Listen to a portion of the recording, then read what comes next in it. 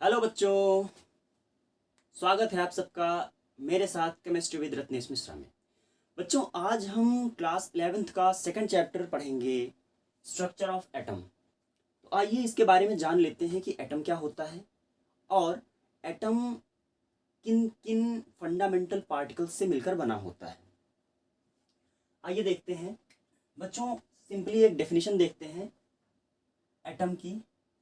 Atom क्या है?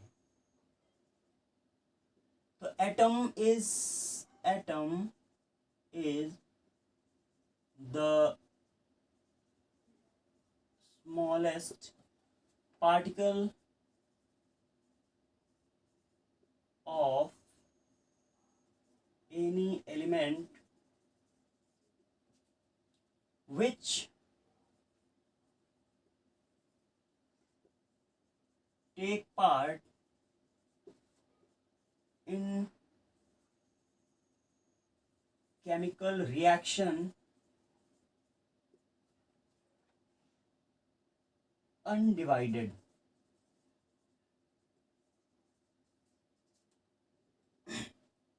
किसी एलिमेंट का वो छोटे से छोटा पार्टिकल जो किसी भी केमिकल रिएक्शन में पार्टिसिपेट करता है और उससे ज़्यादा छोटे पार्ट में वो नहीं तोड़ा जा सकता है या नहीं टूटता है, उसको हम क्या बोलते हैं? उसको हम एटम बोलते हैं या परमाणु बोलते हैं। तो बच्चों, यहाँ पर H2 plus Cl2 gives HCl two HCl। यहाँ पर देखो, हाइड्रोजन का मॉलिक्यूल है, क्लोरीन का मॉलिक्यूल है, और जब ये दोनों पार्टिसिपेट करते हैं, रिएक्ट करते हैं, तो ये क्या बनाते हैं? HCl का मॉलिक्यूल बनाते हैं। अब अगर यहाँ से इस स्टोइचियोमेट्री को हटा दिया जाए तो ये जो आपका HCl का मॉलिक्यूल दिख रहा है, इस मॉलिक्यूल में हाइड्रोजन का जो सबसे छोटा पार्ट दिखाई देगा वो एक हाइड्रोजन है। अब अगर हाइड्रोजन को अगर आप इससे छोटे पार्ट में रिएक्ट कराना चाहो तो ये हाइड्रोजन इससे ज़्यादा छोटे पार्ट में रिएक्ट नहीं करेगा, या किसी भी मॉलिक्यूल में आपको हाइड्रोजन इससे ज़्यादा छोटे पार्ट में नहीं मिलेगा। जैसे HNO3, हाइड्रोजन यहाँ भी एक है। दूसरा देख लेते हैं HI, हाइड्रोजन आयोडाइड, यहाँ पर भी हाइड्रोजन एक है। मतलब ये है कि किसी भी एलिमेंट का छोटे से छोटा पार्ट जो किसी केमिकल रिएक्शन में पार्टिसिपेट करता है और उससे ज़्यादा छोटे पार्ट में वो नहीं तोड़ा जा सकता है और पूरी रिएक्शन के दौरान वो अपनी आइडेंटिटी को मेंटेन रखता है, उसको हम क्या बोलते हैं? उसको हम एटम बोलते हैं या परमाणु बोलते हैं। अब आइए देखते हैं मॉलिक्यूल क्या होता है। तो molecule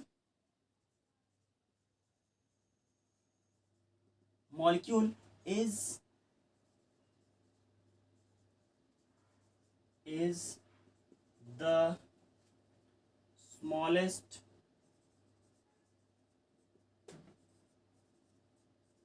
particle of any compound। यहाँ पे एलिमेंट का पार्ट नहीं है छोटा, यहाँ पर किसका पार्ट है? कंपाउंड का पार्ट। इसमें क्या है? किसी एलिमेंट का सबसे छोटा पार्ट होता है एटम, और ये किसी कंपाउंड का सबसे छोटा पार्टिकल होता है which can exist freely in nature. बच्चों, किसी भी कंपाउंड का वो छोटे से छोटा पार्ट या छोटे से छोटा पार्टिकल जो नेचर में या प्रकृति में मुक्त अवस्था में रह सकता है, अपने अस्तित्व को बनाए रख सकता है, उसको हम क्या बोलते हैं? मॉलिक्यूल बोलते हैं या अणु बोलते हैं। अब जैसे अगर आपसे कहा जाए कि वाटर क्या है, वाटर का मॉलिक्यूल क्या है, तो आप लिखेंगे H2O। H2O जो है ये वाटर के एक मॉलिक्यूल का फॉर्मूला है। अगर आपको वाटर को और छोटे पार्ट में लिखना होगा तो आप इसको और छोटे पार्ट में नहीं लिख सकते हैं। इसका मतलब ये है कि जो जल है या वाटर है उसका जो छोटा पार्ट है या सबसे छोटा पार्टिकल है वो क्या है? H2O है। वाटर मॉलिक्यूल में जो हाइड्रोजन और ऑक्सीजन का जो रेशियो पाया जाता है वो 2:1 का पाया जाता है। इससे छोटे रेशियो में वाटर मॉलिक्यूल नहीं एग्जिस्ट करता है। बच्चों, हम लोग पढ़ रहे हैं स्ट्रक्चर ऑफ एटम। तो स्ट्रक्चर ऑफ एटम में हम देखेंगे कि एटम किन किन पार्टिकल से मिलकर बना होता है और वो जो पार्टिकल होते हैं वो किस तरह से एक परमाणु का निर्माण करते हैं।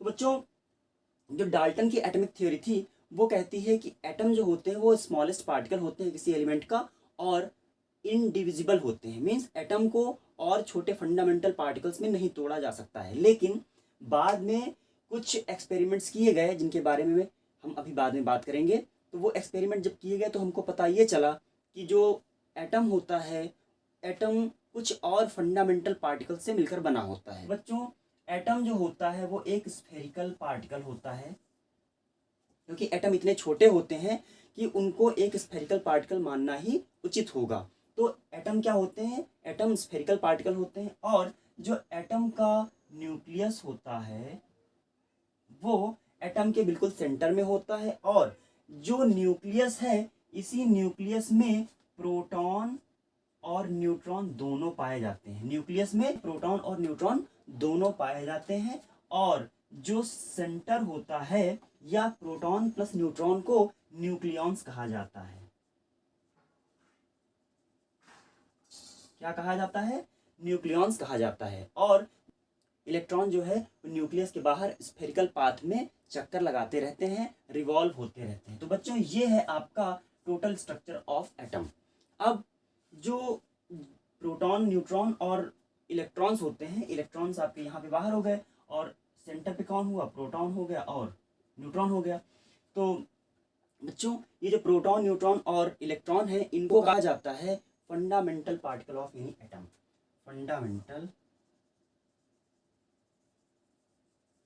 Fundamental particle of atom. क्या है fundamental particle of atom? Proton, neutron plus electron. ये जो है आपके फंडामेंटल पार्टिकल्स हैं। जो एटम होता है उससे कुछ और भी फंडामेंटल पार्टिकल्स निकलते हैं जिनको पॉजिट्रॉन कहा जाता है। जिनको पॉजिट्रॉन, न्यूट्रिनो, एंटी न्यूट्रिनो और मेसॉन कहा जाता है।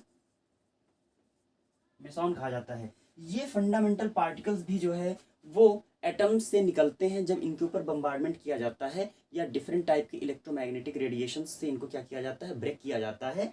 तो पॉजिट्रॉन, न्यूट्रिनो, एंटी न्यूट्रिनो और मेसॉन पार्टिकल्स भी निकलते हैं। लेकिन ये जो फंडामेंटल पार्टिकल हैं ये एटम में एग्जिस्ट नहीं करते हैं। ये एक्चुअल में मैटर और एनर्जी के इंटरेक्शंस के द्वारा पैदा होते हैं या जन्म लेते हैं। इसलिए इन पार्टिकल्स को, पॉजिट्रॉन, न्यूट्रिनो, एंटी न्यूट्रिनो और मेसॉन को फंडामेंटल पार्टिकल नहीं कहा जाता है। जबकि इलेक्ट्रॉन, प्रोटॉन और न्यूट्रॉन ये एटम में परमानेंट पाए जाते हैं। प्रोटॉन, न्यूट्रॉन न्यूक्लियस में पाया जाता है और इलेक्ट्रॉन न्यूक्लियस के बाहर सर्कुलर पाथ में चक्कर लगाते रहते हैं। तो बच्चों, जो फंडामेंटल पार्टिकल होता है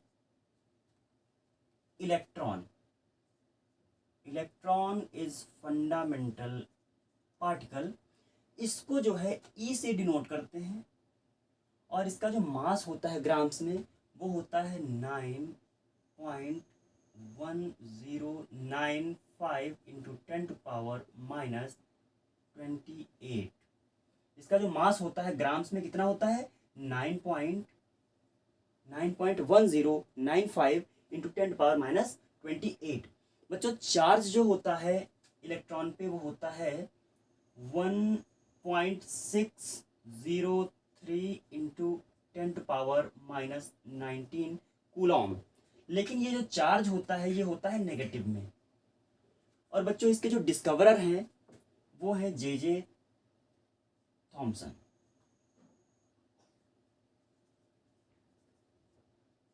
जे थॉमसन इसके डिस्कवरर हैं। आइए बच्चों, प्रोटॉन के बारे में जानते हैं। प्रोटॉन, इसको हम P से डिनोट करते हैं।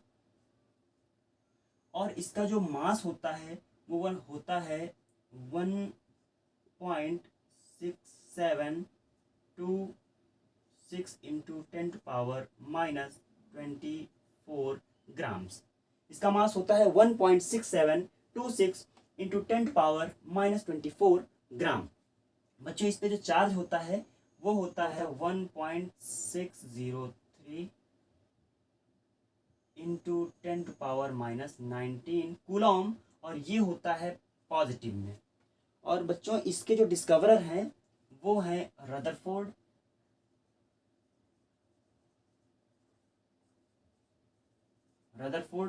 कहीं कहीं किसी बुक्स में गोल्डस्टीन के बारे में भी दिया है।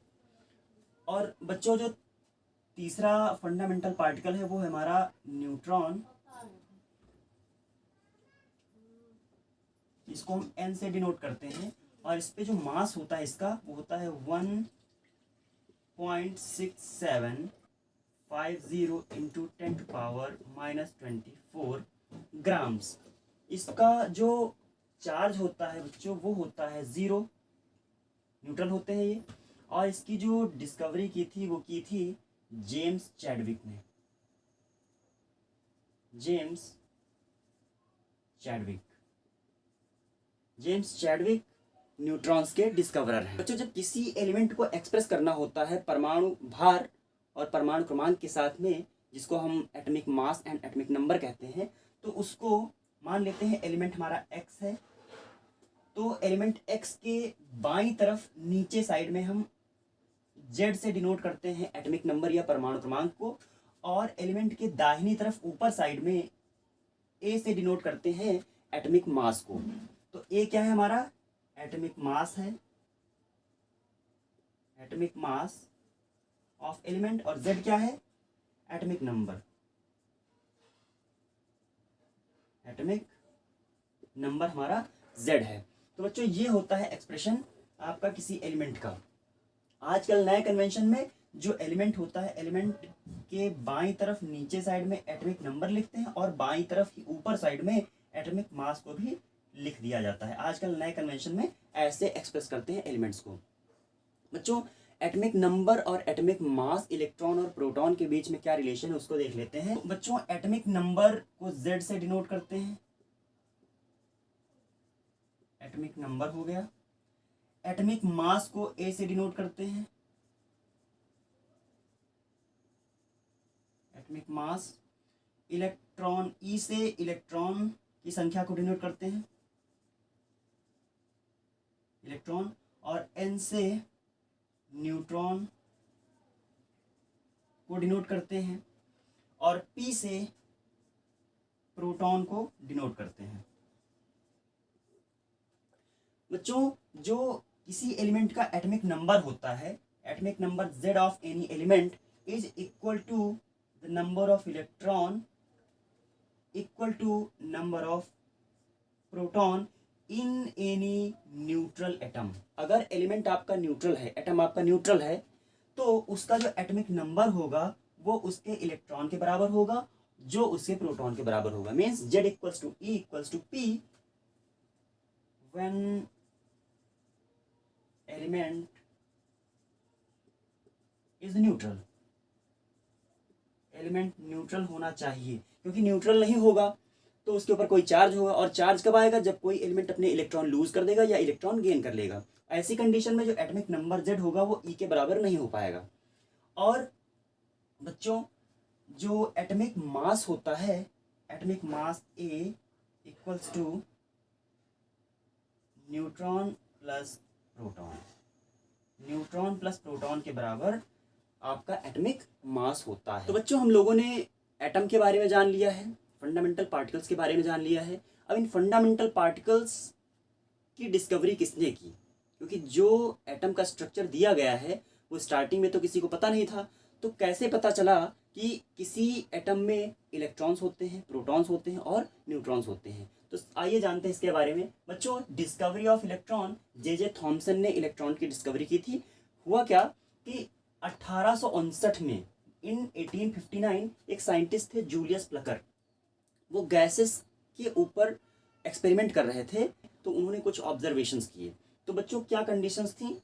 एक तो उन्होंने क्या किया, एक 60 सेंटीमीटर की डिस्चार्ज ट्यूब ली जिसके अंदर गैसेस के ऊपर हाई वोल्टेज चार्ज को पास किया जाता है, उसको डिस्चार्ज ट्यूब कहते हैं। तो डिस्चार्ज ट्यूब कितनी बड़ी थी? डिस्चार्ज ट्यूब थी 60 सेंटीमीटर, और इस डिस्चार्ज ट्यूब के अंदर उन्होंने 10⁻³ mmHg का प्रेशर क्रिएट किया। मीन्स प्रेशर कितना था? pressure was 10⁻³ mm Hg, 10⁻³ mm पारे का दाब इन्होंने इसके अंदर प्रोड्यूस किया। और बच्चों यहाँ पर इन्होंने कितनी चार्ज या कितना जो है वोल्टेज सप्लाई किया, इन्होंने जो है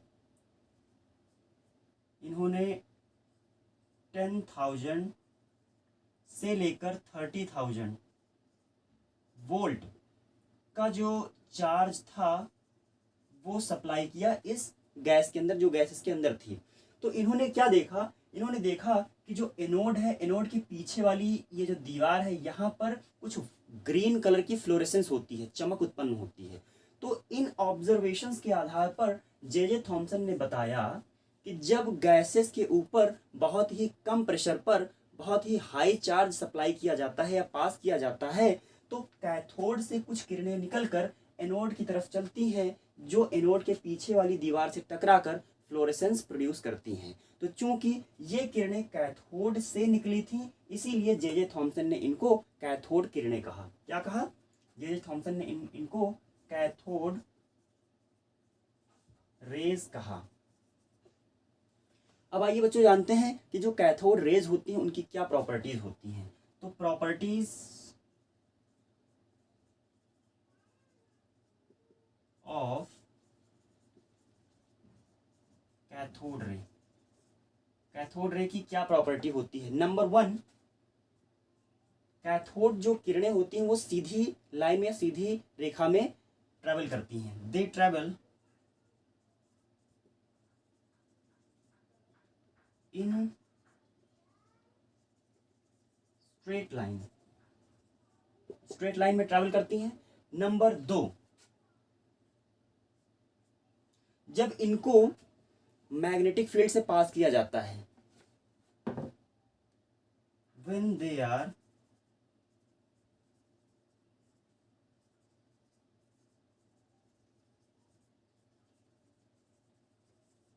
through magnetic field,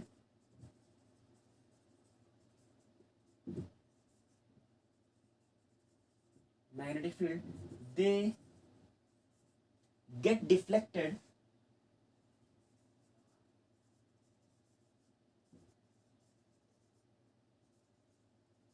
towards south pole. जब इनको मैग्नेटिक फील्ड से पास किया जाता है तो ये साउथ पोल की तरफ क्या करती हैं? डिफ्लेक्ट हो जाती हैं, झुक जाती हैं। तो बच्चों अगर हमने यहाँ पर मैग्नेटिक फील्ड लगा दिया है और अगर यहाँ से कैथोड रेज निकलेंगी तो किस तरफ डिफ्लेक्ट होंगी? वो किस तरफ झुक जाएंगी? उस साउथ पोल की तरफ क्या हो जाएंगी? झुक जाएंगी। ये इनका मैग्नेटिक बिहेवियर होता है। और बच्चों नंबर 3, ये जो कैथोड किरणें होती हैं ये मटेरियल पार्टिकल्स की बनी होती हैं, मीन्स इनमें मास पाया जाता है। तो कैसे पता चला? हम अगर ये जो आपकी कैथोड रेज हैं, अगर इनके रास्ते में कोई एक पतली मेटालिक फॉइल का कोई एक चरखी लगा देते हैं या पन्नी लगा देते हैं, तो ये क्या करती हैं? उस चरखी को क्या करती हैं? घुमा देती हैं। जब तक किसी चीज़ में मास नहीं होगा तब तक वो किसी मास वाली चीज़ को अफेक्ट नहीं कर पाएगा। तो इससे हमको ये पता चलता है कि जो इलेक्ट्रॉन्स होते हैं या कैथोड रेज होती हैं उनमें मास होता है। तो नंबर 3 क्या लिखेंगे? दे आर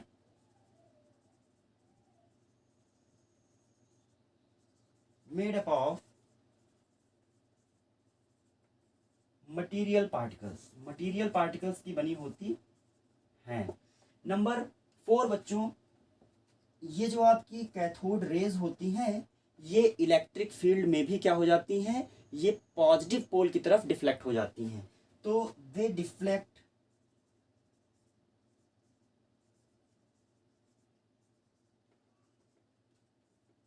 टूवर्ड्स पॉजिटिव पोल। अगर कैथोड रेज के रास्ते में कोई इलेक्ट्रिक फील्ड डेवलप कर दी जाए तो जो कैथोड रेज होती हैं, अगर ये पॉजिटिव पोल और ये नेगेटिव पोल है, तो कैथोड रेज जो है वो किस तरफ डिफ्लेक्ट हो जाती हैं? पॉजिटिव पोल की तरफ डिफ्लेक्ट हो जाती हैं। इससे ये पता चलता है कि इलेक्ट्रॉन्स पे या कैथोड रेज पे नेगेटिव चार्ज होता है। नेक्स्ट पॉइंट बच्चों 5, जो इलेक्ट्रॉन्स होते हैं या कैथोड रेज होती हैं, ये फोटोग्राफिक प्लेट को क्या करती हैं, ये आयनाइज कर देती हैं। दे आयनाइज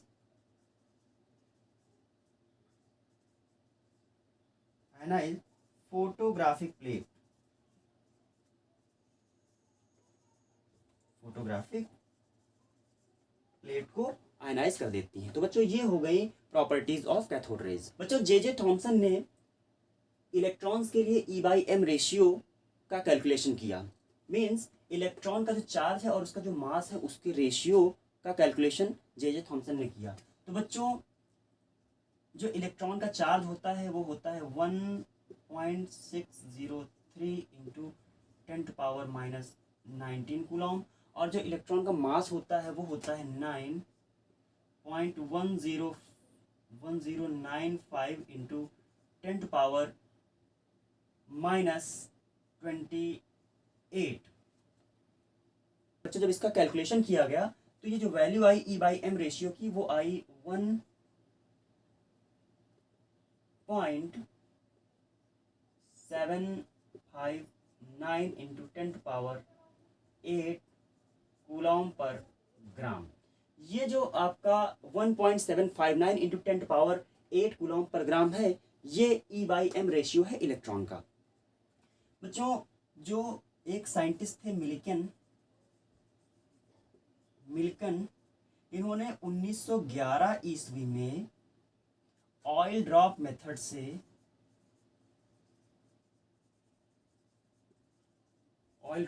से जो इलेक्ट्रॉन्स होते हैं उनके मास का कैलकुलेशन किया। तो mass of electron equals to E/m। Oil drop method के बारे में हम किसी दिन अलग से चर्चा करेंगे। यहाँ पर हम केवल देख लेते हैं कि E/m रेशियो से उन्होंने कैसे मास ऑफ इलेक्ट्रॉन का कैलकुलेशन किया। तो बच्चों mass of electron equals to electronic charge divided by E/m ratio. तो इलेक्ट्रॉनिक चार्ज होता है 1.603 इंटू 10⁻⁻19 कूलॉम डिवाइडेड बाई जो E/m रेशियो आया वो कितना आया है, वो आया 1.759 इंटू 10⁸।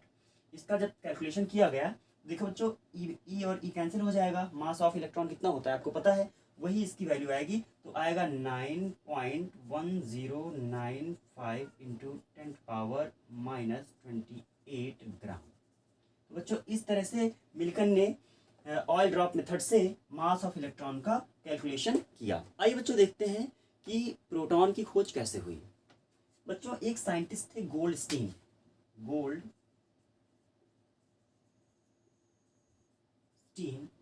गोल्डस्टीन ने सेम कंडीशन में मीन्स 10⁻³ mmHg प्रेशर पर और हाई वोल्टेज चार्ज जो है उन्होंने क्या किया, पास किया गैसेस के थ्रू। तो उन्होंने ये ऑब्जर्व किया कि अगर इस कंडीशन में हम एक परफोरेटेड कैथोड लेते हैं, परफोरेटेड कैथोड मतलब छिद्रयुक्त कैथोड लेते हैं, तो क्या होता है कि जिस टाइम पर एनोड के पीछे वाली दीवार पर एक चमक उत्पन्न होती है, उसी टाइम पर जो कैथोड है उसके पीछे जो दीवार है वहां पर भी एक फ्लोरेसेंस प्रोड्यूस होती है या चमक देखने को मिलती है। ऐसा क्यों होता है? उन्होंने कहा कि जिस टाइम पर कैथोड किरणें यहाँ पर टकराती हैं, उसी टाइम पर एनोड से भी कुछ किरणें निकलती हैं जो कैथोड की तरफ चलती हैं और कैथोड के पीछे की दीवार पर टकराकर चमक उत्पन्न करती हैं। इनको उन्होंने कैनाल रेज या पॉजिटिव रेज या उन्होंने इसको पॉजिटिव रेज कहा। इन किरणों को गोल्डस्टीन किरणें भी कहा जाता है, गोल्डस्टीन रेज भी कहा जाता है। बच्चों कैसे प्रोड्यूस होती हैं कैनाल किरणें या धन किरणें, कैसे प्रोड्यूस होती हैं इसके बारे में देख लेते हैं।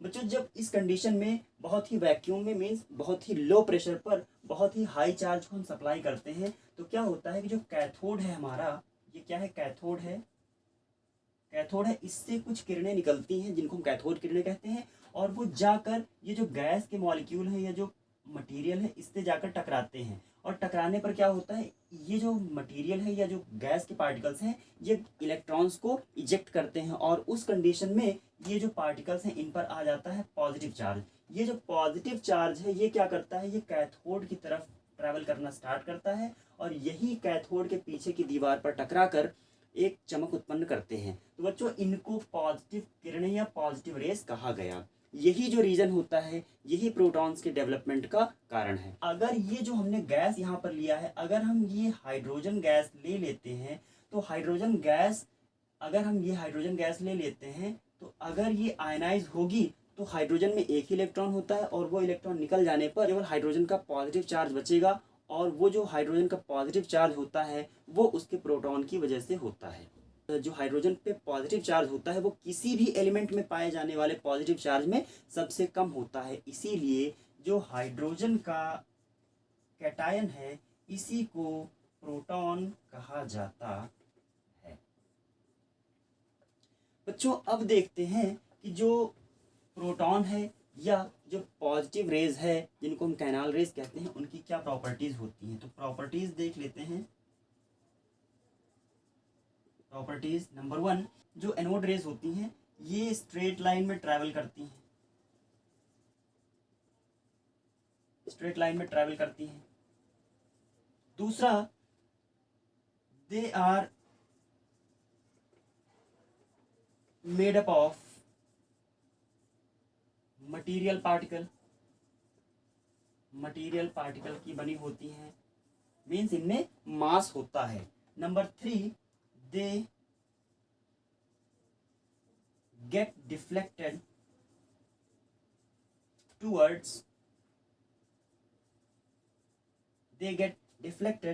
towards the north pole, in magnetic field. Next है they get deflected towards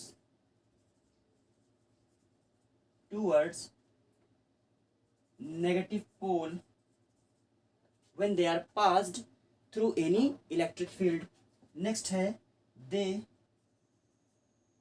ionize the photographic plate. ये फोटोग्राफिक प्लेट को आयनाइज कर देती है।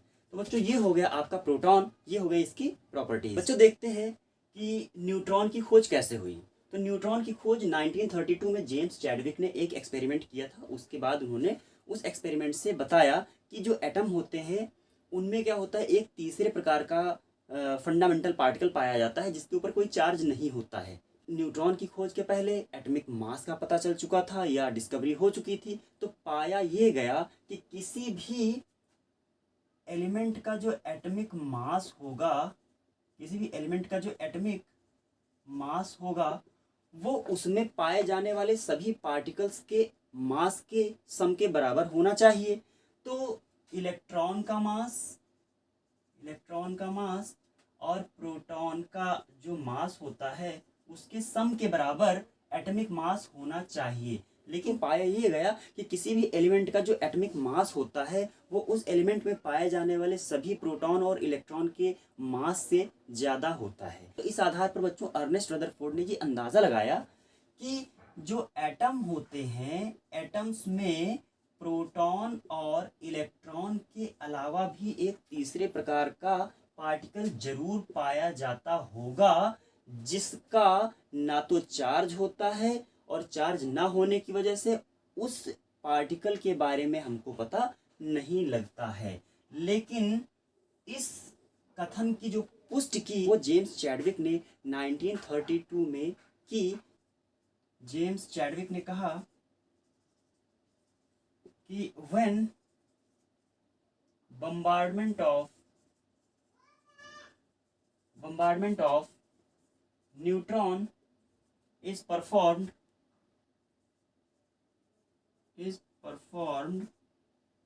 over some light metal like beryllium and boron,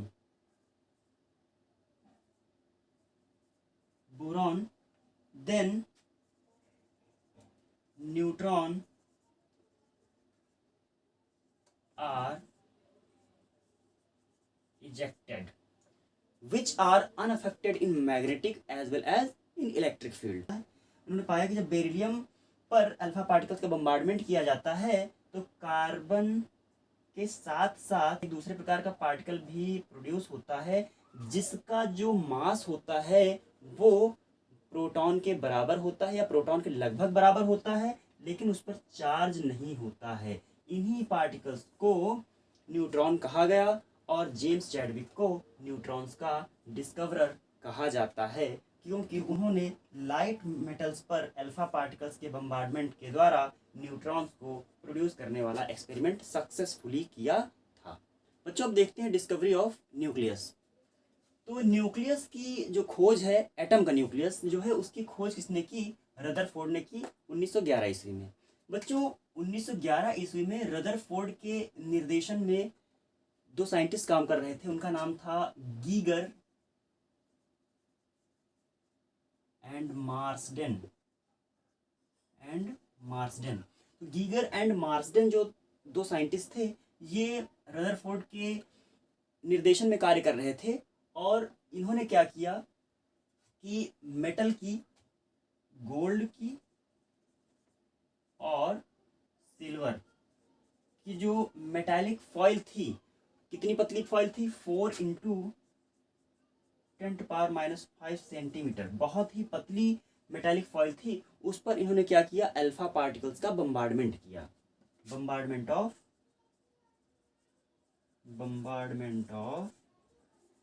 alpha particle का बम्बार्डमेंट किया। तो इसके लिए इन्होंने पूरी एक व्यवस्था बनाई। कैसे? इन्होंने एक लेड का ब्लॉक लिया। लेड का ब्लॉक इसलिए लिया ताकि जो यूरेनियम इसके अंदर रखा हुआ है उसके जो रेडिएशन है वो बाहर न जाए, इधर उधर न बिखरे। तो इन्होंने क्या किया? एक लेड का ब्लॉक लिया, उसके अंदर इन्होंने यूरेनियम एलिमेंट को रखा। और आप जानते हैं जो यूरेनियम होता है वो permanent alpha beta and gamma का रेडिएशन करता रहता है। तो इन्होंने क्या किया कि जो मेटालिक फॉइल थी 4 × 10⁻⁵ सेंटीमीटर की, उसको यूरेनियम का जो रेडिएशन था उसके सामने रखा और जो मेटालिक फॉइल थी उसके चारों तरफ इन्होंने एक जो है फोटोग्राफिक प्लेट लगा दी, फ्लोरेसेंस पर्दा लगा दिया, ताकि कहाँ पर अल्फा पार्टिकल्स स्ट्राइक कर रहे हैं इसके बारे में प्रॉपर जानकारी हो सके। तो बच्चों जब ये एक्सपेरिमेंट किया तो गीगर एंड मार्सडेन ने देखा कि जो अल्फा पार्टिकल्स हैं वो सीधे क्या करते हैं, इस मेटालिक फॉइल को पेनिट्रेट करते हुए सीधे सीधे जाकर फ्लोरेसेंस जो पर्दा है वहां पर जाकर एक स्पॉट देते हैं। मीन्स जहां पर टकराते हैं वहां पर एक स्पॉट डेवलप हो जाता है। तो उन्होंने देखा कि most of the alpha particle were able to